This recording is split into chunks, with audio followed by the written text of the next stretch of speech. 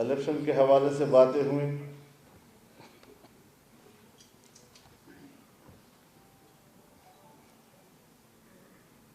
2018 کے الیکشن کے بعد ہمارا یہ خیال تھا کہ 2024 کا الیکشن منصفانہ اور شفاف ہوگا.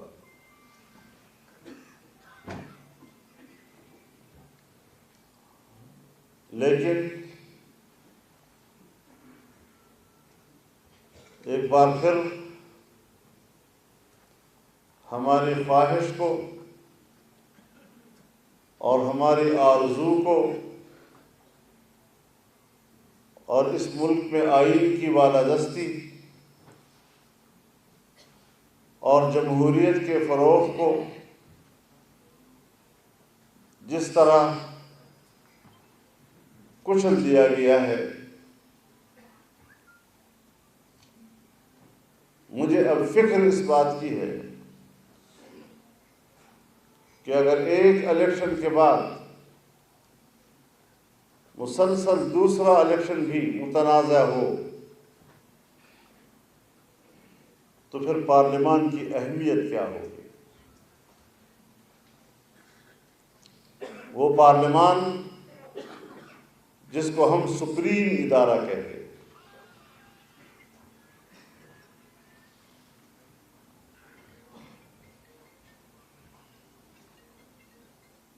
جس میں عوام کے براہ راست نمائندے بیٹھتے ہیں،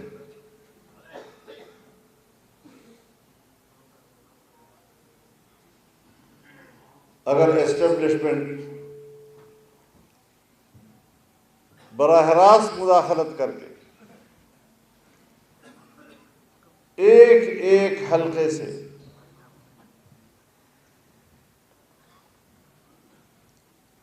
اپنی مرضی سے نمائندوں کو چنے گی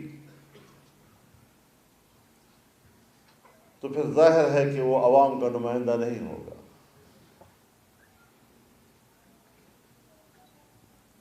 ایسی پارلیمنٹ کی کیا اہمیت ہوگی جسے عوام اپنا نمائندہ نہیں تصور کریں گے؟ جو بھی وہاں بیٹھا ہوگا کہیں نہ کہیں سے کوئی انگلی اس کی طرف اٹھے گی کہ اس کو بھی تو ایجنسیوں نے پاس کیا ہے، اس کو بھی تو اداروں نے پاس کیا ہے، یہ بھی تو اداروں کا بندہ ہے.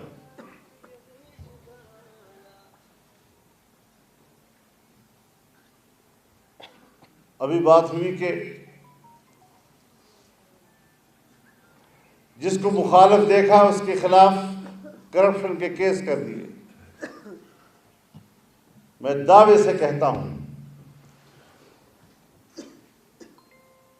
کہ اس الیکشن میں ہماری اسٹیبلشمنٹ نے پاکستان کی 75 سالہ تاریخ کے کرپشن کے ریکارڈ توڑ دیے.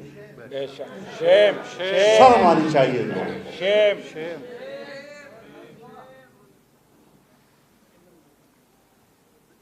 وردیاں عزت نہیں دیا کرتی، وردیوں کے اندر کردار عزت ادا کرتا ہے. بہت اچھا.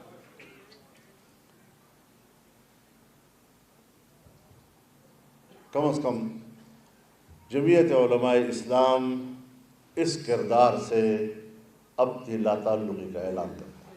بے شک.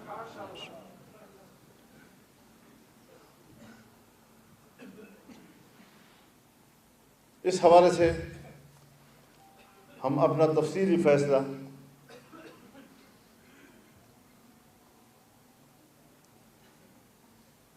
مرکزی مجلس عاملہ میں دے چکے ہیں اور اس کو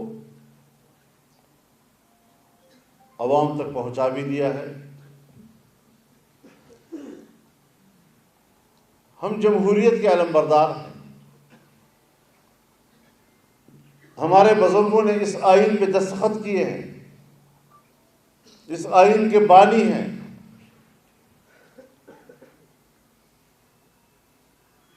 اس لیے اس آئین کے تحفظ کو ہم اپنی ذمہ داری تصور کرتے ہیں. لیکن آئین کی کوئی حیثیت نہیں۔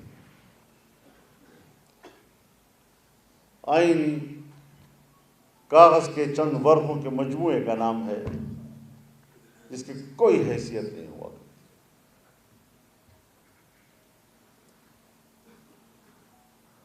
جمہوریت اپنا مقدمہ ہار رہا ہے۔ وہ جمہوریت کہ جو ہمارے آئین کے تحت وہ قرآن و سنت کے تابع ہے، اور اکثریت کو بھی یہ حق حاصل نہیں کہ وہ قرآن و سنت کے منافی فیصلہ دے سکے۔ ہم کیا جواب دیں گے دنیا کو؟ حاکمیت اعلیٰ تو اللہ رب العالمین کی ہے، لیکن یہاں تو حاکمیت اعلیٰ ہمارے پارلیمنٹ کی بھی نہیں ہے، ہمارے ملازمین کی حاکمیت ہے۔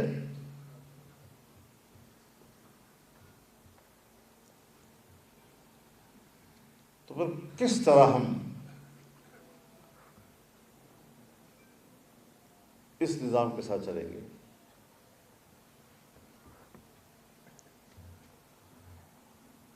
ہمارے دوست ہیں، ہم ان کا احترام بھی کرتے ہیں، پاکستان مسلم لیگ نون، پاکستان پیپلز پارٹی، ہم نے مل کر تحریک چلائی ہے۔ اگرچہ جمعیت علماء کے کارکن سڑکوں پہ ہوتے تھے اور ان پارٹیوں کے قائدین صرف کنٹینر پہ ہوتے تھے، تب بھی ہمیں قبول تھے، تب بھی ہمیں قبول تھے۔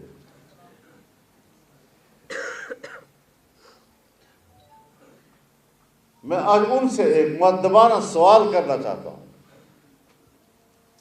کہ 2018 میں بھی آپ کا یہی مینڈیٹ تھا اور 2024 میں بھی آپ کا وہی مینڈیٹ ہے۔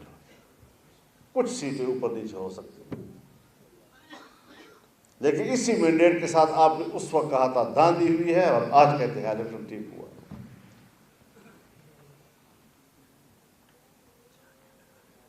میں پاکستان تحریک انصاف سے بھی پوچھنا چاہتا ہوں کہ تقریباً وہی مینڈیٹ ہے جو 2018 کا تھا آپ کا۔ اس وقت آپ حکومت بنا رہے تھے تو الیکشن شفاف تھے، آج آپ حکومت نہیں بنا سکتے تو پھر الیکشن میں داندھی ہوئی ہے۔ اس وقت موقف کچھ اور، اس دفعہ کا موقف کچھ اور جمعیت علماء ہے کہ اگر داندھی اس وقت ہوئی تو اس وقت بھی کہا کہ داندھی ہوئی ہے، اور اگر داندھی آج ہوئی ہے تو آج بھی ڈنکے کی چوٹ کہتی ہے کہ داندھی ہوئی ہے، اور ہم اس الیکشن کو تسلیم نہیں کرتے۔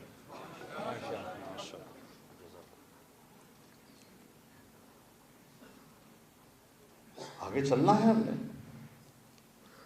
یہ ملک کسی کی جاگیر نہیں ہے۔ ہاں، جب پارلیمنٹ اہمیت کھو بیٹھی اور بظاہر ایک بنی بنائی پارلیمنٹ جو عوام کی منتخب نظر نہ آئے، اس پر تحفظات ہوں، تو پھر سوچنا تو جائز ہے نا ہمارے لیے کہ پھر ہم آئندہ کے لیے اس پارلیمنٹ کی سیاست کا حصہ بنے یا نہ بنے، پھر ہم پارلیمانی سیاست کریں یا نہ کریں۔ پارلیمنٹ میں جو میری قوت ہے، جو میرا اسٹرینتھ ہے، وہ کسی اور کے رحم و کرم پر ہے، لیکن جب میں پارلیمنٹ میں نہیں ہوں اور سڑکوں پہ آؤں گا تو انشاءاللہ اپنے مکمل اسٹرینتھ کے ساتھ آؤں گا، اس کے ساتھ مجھے کسی اور کی تائید کی ضرورت نہیں ہوگی انشاءاللہ العزیز۔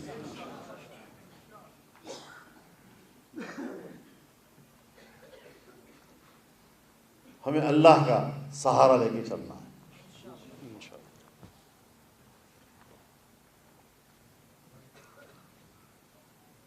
اور اسی جانب ہم نے چلنا ہے۔ حکومتیں بن جائیں گی، لیکن صرف کرسی کے لیے کرسی بانٹ، یہ کرسی تیری، یہ کرسی میری، یہ کرسی تیری، یہ کرسی میری، تو کرسی بانٹ حکومت جو ہے اس کی کوئی افادیت نہیں. پیپلز پارٹی کی حکومت ہو اور مسلم لیگ شامل ہو یا مسلم لیگ کی حکومت ہو پیپلز پارٹی شامل ہو, روز ایک دوسرے کو بلیک میل کرتے رہیں. حکمران ہر وقت اپنے ساتھیوں کی طرف دیکھے گا کہ کہیں سرخ تو نہیں گئے.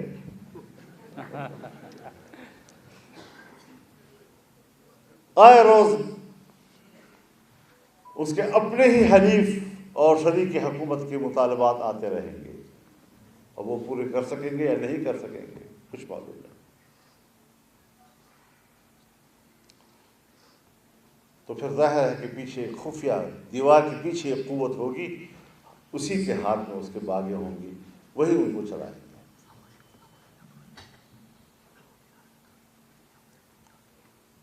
تو اس حوالے سے ہم پھونک پھونک کے آگے جا رہے ہیں.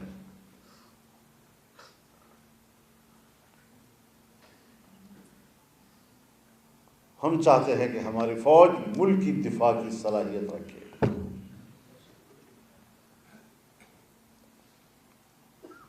بیرونی دشمن تو دور کی بات, ہم تو 20 سال سے ملک کے اندر کی دہشت گردی کے خلاف ان کی جنگ کو دیکھ رہے ہیں. دہشت گردی بڑھ رہی ہے اور ان کی جنگ ختم نہیں.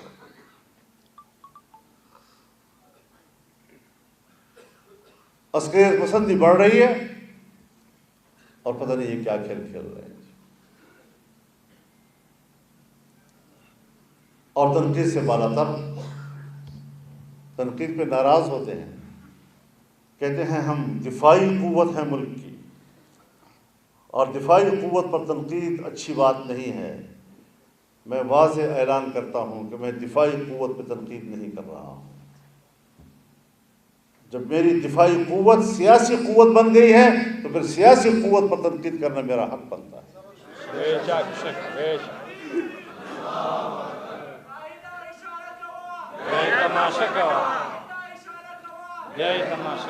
وہ دفاعی قوت رہیں گے سر کا تاج, آنکھوں کے پلکیں. آنکھوں کی پلکیں کبھی آنکھوں پہ بوجھ نہیں ہوا کرتی. لیکن اگر پلکوں کا ایک بال بھی اپنے حدود سے آنکھ کے اندر گرتا ہے, پلکیں باہر سے دفاع کرتی ہے, باہر کا کوئی چیز مصیبت جو ہے آنکھ کی طرف نہ آئے. لیکن اگر پلکوں کا ایک بال آنکھ کے اندر خود چلا جائے تو پھر وہ گلہ کرتی ہے, آنسو بہاتی ہے. اگر آنسو بہا کے بھی وہ نہ نکلے تو پھر اس کو نکالنا پڑتا ہے. بے شک بے شک.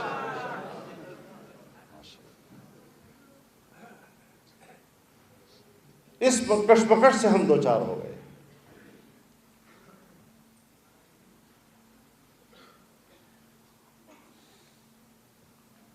یا کسی پارٹی کا ہم کوئی کمپین دیکھ ہی نہیں رہے,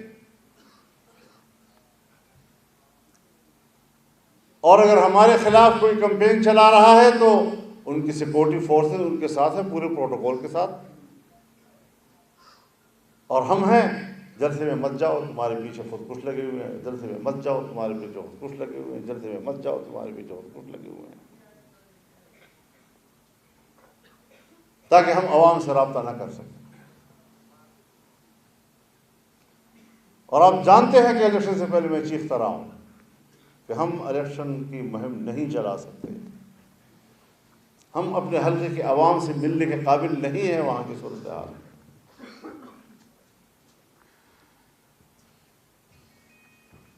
تو پھر یہ دن تو دیکھنا پڑے گا. لیکن یہ دن دیکھ کر کیا ہم ہتھیار ڈال دیں اور پارلیمنٹ اتنی بڑی مجبوری ہماری بن جائے کہ اس کی ممبرشپ کے لیے ہم بوٹ چاٹتے رہیں؟ ماشاءاللہ. للکار ہے قائد جمعیت تیری بصیرت کو. میرے کانوں کو نقصان پہنچاؤ.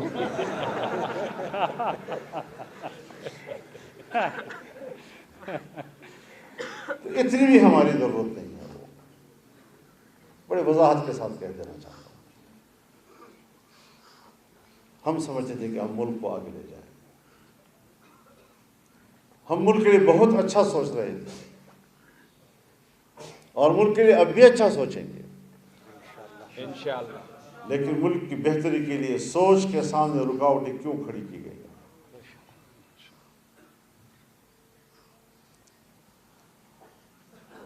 اور میں انشاءاللہ دوسرے صوبوں میں بھی جاؤں گا، وہاں کی جنرل کونسل کے ساتھ میں ملوں گا، ان کو اعتماد ملوں گا، پھر پاکستان کی مرکزی جنرل کونسل کا اجلاس بلائیں گے انشاءاللہ، پھر اس بات پر غور کریں گے کہ کیا پارلیمنٹ اتنا ضروری ہے کہ ہم رسوا ہو کر بھی اس میں بیٹھیں، ہم رشوتیں دے کر بھی اس میں بیٹھیں، ہم دھاندلیوں کے ذریعے جیت کر بھی اس میں بیٹھیں، اتنی ضروری ہے وہ؟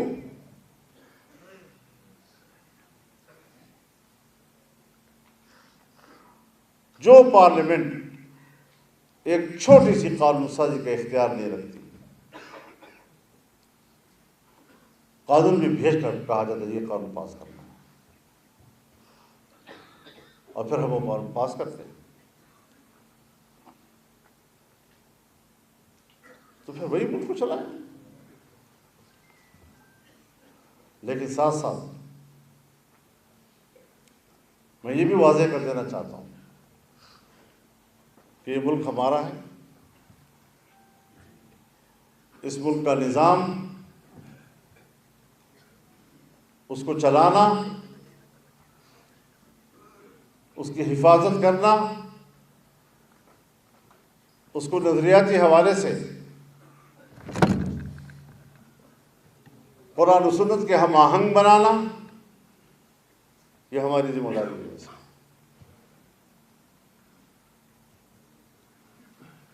اس وقت جب میں آپ سے مخاطب ہو رہا ہوں تو حال ہی میں سپریم کورٹ کا ایک فیصلہ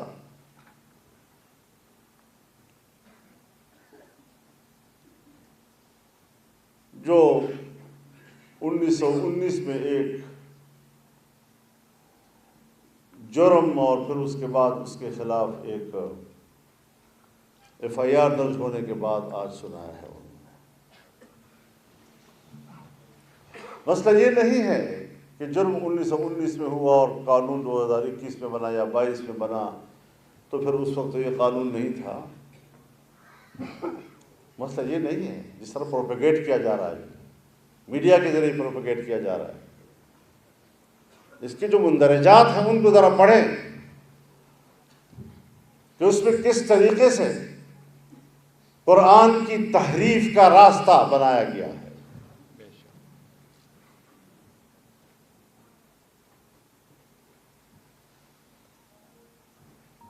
اور قرآن سے جو حوالے دیے گئے ہیں، تمام علماء کرام بیٹھے ہوئے ہیں، میں سب کو چیلنج کرتا ہوں، پڑھو ذرا اس قرآن کی آیت کو، تفاسیر کی روشنی میں پڑھو، احادیث کی روشنی میں پڑھو، کیا اس کی تطبیق یہ ہے جو ہمارے جج صاحب نے کی ہے؟ نہیں۔ یہ تطبیق ہے ہی نہیں اس کی۔ اور بار بار یہ کہنا کہ قرآن نے یہ کہا، قرآن نے یہ کہا، قرآن نے یہ کہا، اس کا بھی ایک میسج جاتا ہے، اس کا بھی ایک میسج جاتا ہے کہ جو لوگ کہتے ہیں کہ صرف قرآن ہی دلیل ہے، حدیث اور سنت کوئی دلیل نہیں، کچھ میسج اس طرف بھی جا رہا ہے۔ بے شک۔ یہ فتنہ بھی تو ہمارے ہاں ہے نا۔ جی ہاں۔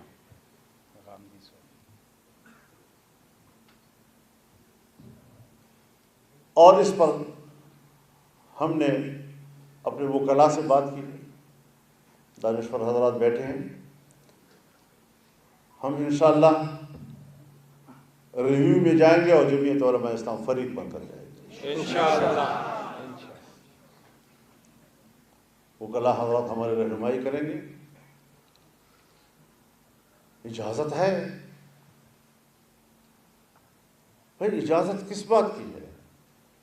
اگر عیسائی ہے اور عیسائی اپنے گرجوں میں یا اپنے اسکول میں اپنے ہی لوگوں کو تعلیم دیتا ہے، کسی کو مزے لگائی اس کے اوپر؟ اگر ہندو ہے اور ہندو اپنے ہی اسکول میں ہندوؤں کو پڑھاتا ہے تو پڑھا، لیکن ایک شخص کہتا ہے قرآن میری کتاب ہے جبکہ وہ غیر مسلم ہے، اور ایک تحریف شدہ قرآن کو تقسیم کر رہا ہے، اور یہ کہہ دینا کہ یہ دفعہ بھی کاٹ دو، یہ دفعہ بھی کاٹ دو، یہ بھی اس پر لاگو نہیں ہوتا، یہ بھی اس پر لاگو نہیں ہوتا، تو پھر تو آپ نے اجازت دے دی ہے کہ جو شخص قرآن کی جس طرح تشریح کرے، تحریف کرے قرآن کے اندر، اور پھر وہ نسخے چھاپتا رہے اور تقسیم کرتا رہے، تو اس کی اجازت ہوگی؟ تو وہ کون ہے؟ جو ہے کون جو قرآن کی تحریف بھی کرتا ہے اور تحریف شدہ قرآن کو کی پھر تشریح بھی کرتا ہے اور پھر اس کو پھیلاتا بھی ہے؟ وہ ہے کون ہمارے اندر؟ وہ ہمارے اندر سوائے قادیانی کے اور کوئی نہیں۔ بے شک بے شک۔ یہ قرآن کی توہین نہیں ہے؟ قرآن میں تحریف قرآن کی توہین نہیں ہے؟ لا اکراہ فی الدین کا یہ مطلب ہے کہ قرآن میں تحریف کرو تو لا اکراہ، انا للہ و انا الیہ راجعون۔ تو میرے محترم دوستو، ہمارے ملک میں جو کچھ ہو رہا ہے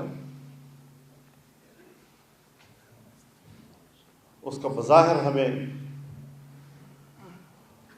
کوئی حل اب نظر نہیں آ رہا ہے۔ قوم نے خود اٹھنا ہے۔ غیر ممکن ہے کہ حالات کی گتھی سلجھے، غیر ممکن ہے کہ حالات کی گتھی سلجھے۔ اہل دانش نے بہت سوچ کے الجھائی ہے، واہ بے شک۔ اور اس کی علامات بھی نہیں ہیں۔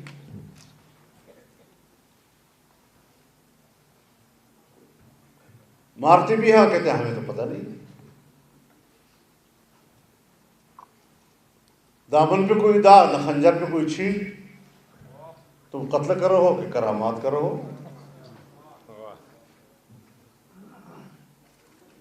یہ وہ حالات ہیں جو ہمارے ملک کے اندر پیدا کر دیے گئے ہیں، لیکن سب کچھ سمجھ آتا ہے۔ 42 سال اس دشت میں نے گزارے ہیں،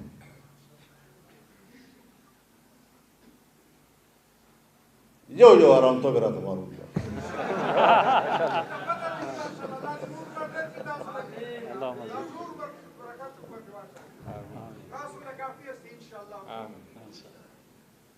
تو ہم نے اپنے اکابر کی تاریخ کو بھی پڑھا ہے، اور اگر اکابر کی تاریخ گزر گئی ہے اور آپ کو بھول گئی ہے تو ابھی گزشتہ 20 سالوں کا بھی مطالعہ کر لیں جو آپ کے سامنے گزرے ہیں، آپ کی زندگی بھی گزرے ہیں۔ گوانٹانامو بے کی تاریخ، شبرغان جیل کی تاریخ، بڈگرام کے عقوبت خانوں کی تاریخ، یہاں بھی تو استقامت دکھائی گئی ہے، اور آپ وفاتے ہیں یا نہیں؟ تو پھر اپنی تاریخ کو بھی اور اپنے حال کو بھی سامنے رکھیں اور بجرت اور انشاءاللہ شوق شہادت کے ساتھ میدان میں اتریں گے۔ یہ ملک ہم نے غلامی کے لیے نہیں حاصل کیا، یہ آزاد قوم بننے کے لیے حاصل کیا ہے، اور انشاءاللہ غلام بن کر نہیں جئیں گے، بلکہ اگر ہمیں غلامی کے ساتھ زندہ رہنا ہے تو جائے بھاڑ میں میری 300 سال کی عمر، اور اگر آزادی کا ایک لمحہ مجھے ملتا ہے تو 300 سال سے بھی زیادہ بھاری ہے اور قیمتی ہے۔ ماشاءاللہ۔ اللہ تعالیٰ ہماری مدد فرمائے۔ وآخر دعوانا الحمدللہ رب العالمین۔ بھائی ساتھی تشریف رکھیں، آپ کے لیے محاضرہ کا اہتمام بھی کیا گیا ہے، اسی طرح پریس کے ساتھیوں کے لیے بھی محاضرہ کا اہتمام ہے۔ ساتھی اپنے سیٹوں پہ تشریف رکھیں، جن ساتھیوں کی ذمہ داری ہے وہ فی الفور محاضرہ تقسیم کریں۔ جی بہت شکریہ۔